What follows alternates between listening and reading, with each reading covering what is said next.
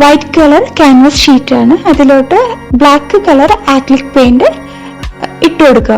അപ്പോൾ ഞാൻ ഇതിൽ ബ്രഷ് അല്ല ഉപയോഗിക്കുന്നത്, സ്പോഞ്ചാണ്. സ്പോഞ്ച് ഉപയോഗിക്കുമ്പോഴുള്ളൊരു ഗുണം എന്താണെന്ന് വെച്ചാൽ നമ്മൾ ഇതുപോലെ ഇങ്ങനെ ടാപ്പ് ചെയ്ത് കൊടുക്കുമ്പോൾ ആ ഒരു സ്പോഞ്ചിന്റെ എന്താ പറയുക ടെക്സ്ചർ നമുക്ക് കിട്ടും. അപ്പോൾ എനിക്ക് ആ ടെക്സ്ചർ കിട്ടാൻ വേണ്ടിയിട്ടാണ് ഞാൻ ഇവിടെ സ്പോഞ്ച് ഉപയോഗിക്കുന്നത്. എന്താ പറയുക, നല്ല രീതിയിൽ തന്നെ ടാപ്പ് ചെയ്ത് കൊടുക്കുക. അതിനുശേഷം നല്ല രീതിയിൽ ഉണങ്ങിയതിന് ശേഷം ഏത് ഡിസൈനാണ് വേണ്ടത് അതൊന്ന് ട്രേസ് ചെയ്യുക. ഞാനിപ്പോൾ ഡയറക്റ്റ് ആയിട്ട് വരയ്ക്കുക ചെയ്യുന്നത്. അപ്പോൾ അതിന് വേണ്ടിയിട്ട് കളർ പെൻസിലാണ് ഉപയോഗിച്ചിരിക്കുന്നത്. യെല്ലോ കളർ പെൻസിൽ ഉപയോഗിച്ച് ഏത് ഡിസൈനാണ് വേണ്ടത് അത് നല്ല ഫിനിഷിങ്ങോടൊരു കൂടി തന്നെ വരയ്ക്കാൻ ശ്രമിക്കുക. അപ്പൊ ഇതിൽ വരച്ചില്ലെങ്കിലുള്ള പ്രശ്നം നമുക്ക് പെയിന്റ് ചെയ്യുമ്പോൾ ഭയങ്കര ബുദ്ധിമുട്ടാവും. അപ്പോൾ അത് കംപ്ലീറ്റ് ആയിട്ട് തന്നെ വരയ്ക്കണം.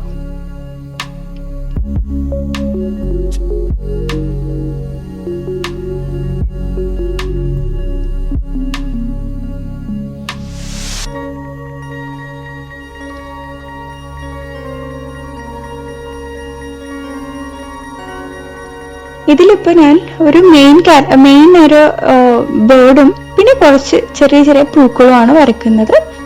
അപ്പൊ അതങ്ങ് വരച്ച് കംപ്ലീറ്റ് ചെയ്യാം.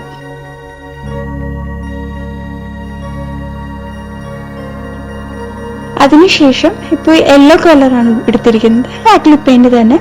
അത് വെച്ചിട്ട് ആ എന്താ പറയുക ക്യാൻവാസ് ഷീറ്റിലോട്ട് തന്നെ ഡയറക്റ്റ് ആയിട്ട് വെക്കുക. അതിനുശേഷം നമ്മുടെ നിപ്പ് പെയിന്റിങ്ങിന്റെ ടൂൾ ഉപയോഗിച്ച് ചെറുതായിട്ട് ഇങ്ങനെ വരച്ചു കൊടുക്കുക. നിങ്ങൾക്കിപ്പോൾ നിപ്പ് പെയിന്റിങ് ടൂൾ ഇല്ലെങ്കിൽ നിങ്ങൾക്ക് നമ്മുടെ ഇങ്ക് പെയിന്റിന്റെ ആ നിപ്പുള്ള ഭാഗമില്ലേ അത് വെച്ചിട്ട് ജസ്റ്റ് ഒന്ന് വരച്ചു കൊടുക്കുക. ഇപ്പോൾ ബിഗിനേഴ്സിന് പെട്ടെന്ന് തന്നെ എന്താ പറയാ ട്യൂബൊന്നും മേടിക്കേണ്ട കാര്യമില്ല. നിങ്ങൾ ആ ഇങ്ക് പെയിന്റ് ഉപയോഗിച്ചിട്ട് തന്നെ ഇതേപോലെ വരച്ച് കൊടുക്കുക.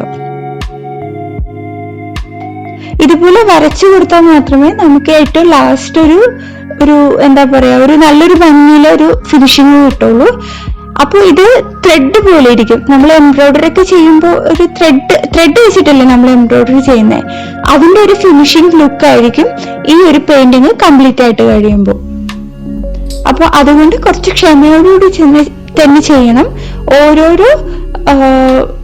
ഇതേപോലെ ഓരോരോ ലൈൻസ് ഇട്ട് വേണം ഈ ഒരു ബേർഡ് കംപ്ലീറ്റ് ആക്കാൻ. ഞാനിപ്പോ ഒരു മൾട്ടി കളർ ബേർഡാണ് വരയ്ക്കുന്നത്. അപ്പൊ അതിന് യെല്ലോ എടുത്തിട്ടുണ്ട്, റെഡ്, ഓറഞ്ച്, യെല്ലോയുടെ തന്നെ 2 ഷെയ്ഡും എടുത്തിട്ടുണ്ട്. അപ്പൊ ഇത്രയും കളർ വെച്ചിട്ടാണ് ഈ ഒരു ബേർഡ് ഞാൻ കംപ്ലീറ്റ് ആക്കുന്നത്. ഏതൊക്കെ കളർ വേണോ അതെല്ലാം നിങ്ങളുടെ ചോയ്സാണ്. നിങ്ങൾക്ക് ഇഷ്ടമുള്ള രീതിയിൽ നിങ്ങൾക്ക് കളേഴ്സ് ചൂസ് ചെയ്യാം.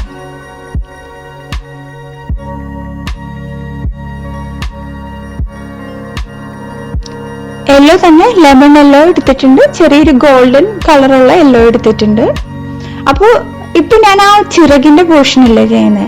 അപ്പൊ അത് ചെയ്യുമ്പോൾ എന്താ ശ്രദ്ധിക്കേണ്ടതെന്ന് വെച്ചാൽ ചിറകിന്റെ താഴ്ഭാഗത്തുള്ള കളറും ആ ചിറകിന്റെ കളറും ഒരേപോലെ ആവാതിരിക്കുക.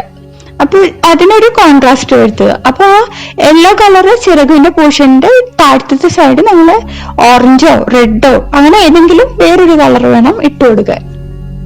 എങ്കിൽ മാത്രമേ അതിനൊരു കോൺട്രാസ്റ്റ് കിട്ടുള്ളൂ. എങ്കിൽ മാത്രമേ അത് രണ്ടായിട്ട് നമുക്ക് അതൊരു ചിറകാണെന്നും വേറൊരു എന്താ പറയാ വേറൊരു പോർഷൻ ആണെന്നൊക്കെ നമുക്ക് മനസ്സിലാവുള്ളൂ. ഇപ്പൊ ഇടുന്നത് ശരിക്കും ഓറഞ്ച് കളറാണ്, പക്ഷെ നമുക്ക് വീഡിയോയിൽ അതൊരു യെല്ലോ കളറായിട്ട് തോന്നുന്നേ ഉള്ളൂ.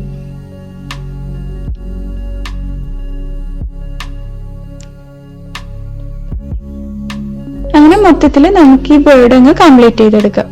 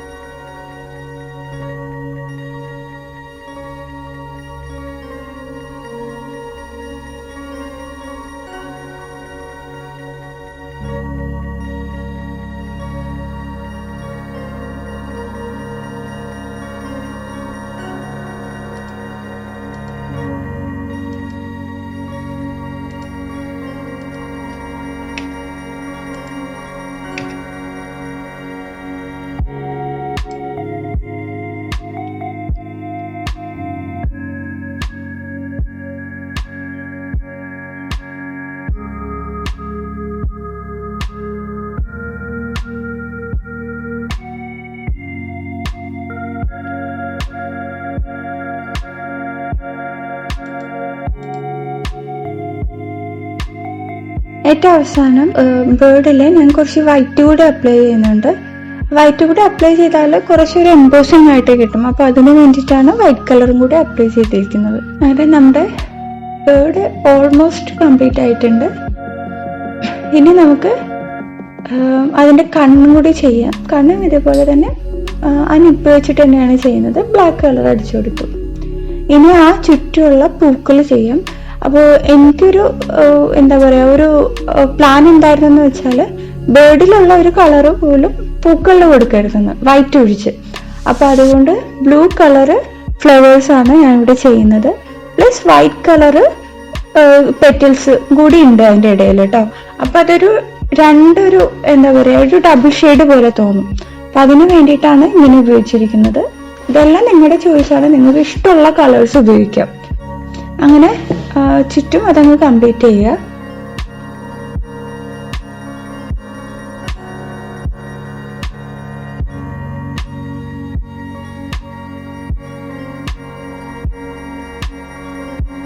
ഏകദേശം 4 മണിക്കൂർ എടുത്തിട്ടാണ് ഞാൻ ഈ ഒരു പെയിന്റിങ് കംപ്ലീറ്റ് ചെയ്തത്.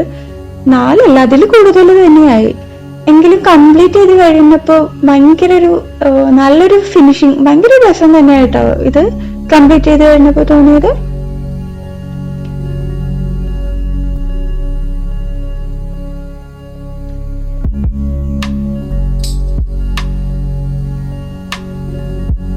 പിന്നെ അതിന് നമ്മുടെ എന്താ പറയാ, വുഡും ഒരു ബ്രൗൺ ഷെയ്ഡുള്ള കളറ് കൊടുത്തു. ലീഫിന് ഗ്രീൻ കളർ ഷെയ്ഡും കൊടുത്തു. അങ്ങനെ നമുക്ക് ആ പിക്ചർ ഫുള്ളായിട്ട് അങ്ങ് കംപ്ലീറ്റ് ചെയ്യാം. ഈ പെയിന്റ് സെലക്ട് ചെയ്യുമ്പോൾ നിങ്ങൾ മാക്സിമം കുറച്ച് ലൈറ്റ് ആയിട്ടുള്ള കളേഴ്സ് സെലക്ട് ചെയ്യാൻ ശ്രദ്ധിക്കുക. കാരണം നമ്മൾ ബ്ലാക്ക് അല്ലേ ബാക്ക്ഗ്രൗണ്ട്, അപ്പൊ അതുകൊണ്ട്. അങ്ങനെ നമ്മുടെ പെയിന്റിങ് ഇവിടെ കംപ്ലീറ്റ് ആയിട്ടുണ്ട്. ഏത് പെയിന്റിങ് ചെയ്ത് കഴിഞ്ഞാലും നിങ്ങൾ നിങ്ങളുടെ പേരങ്ങ് എഴുതി വെച്ചേക്കുക. ഓക്കെ, ഞാൻ അങ്ങനെ ചുറ്റും ഒരു ടേപ്പ് വെച്ചിട്ടുണ്ടായിരുന്നു, അതും അങ്ങ് പറിച്ചു കളയാണ്. അങ്ങനെ നമ്മുടെ പെയിന്റിങ് ഇവിടെ കംപ്ലീറ്റ് ആക്കിയിട്ടുണ്ട്. ഈ വീഡിയോ നിങ്ങൾക്ക് ഇഷ്ടപ്പെട്ടെന്നാണ് ഞാൻ കരുതുന്നത്. നിങ്ങൾ എന്തായാലും ഈ വീഡിയോ കണ്ട് അതിന്റെ എന്താ പറയാ അഭിപ്രായങ്ങൾ നിങ്ങൾ കമന്റ് ബോക്സിൽ കമന്റ് ചെയ്യണം. ഫ്രണ്ട്സ് ആൻഡ് ഫാമിലിക്കൊക്കെ ഈ വീഡിയോ ഇഷ്ടപ്പെട്ടാൽ ഷെയർ ചെയ്ത് കൊടുക്കുക. സബ്സ്ക്രൈബ് ചെയ്യാതെയാണ് നിങ്ങൾ ഈ വീഡിയോ കാണുന്നതെങ്കിൽ സബ്സ്ക്രൈബും ചെയ്യുക. ഓക്കെ, എങ്കിൽ അടുത്ത വീഡിയോയിലോട്ട് കാണുന്നത് വരേക്കും ബൈ.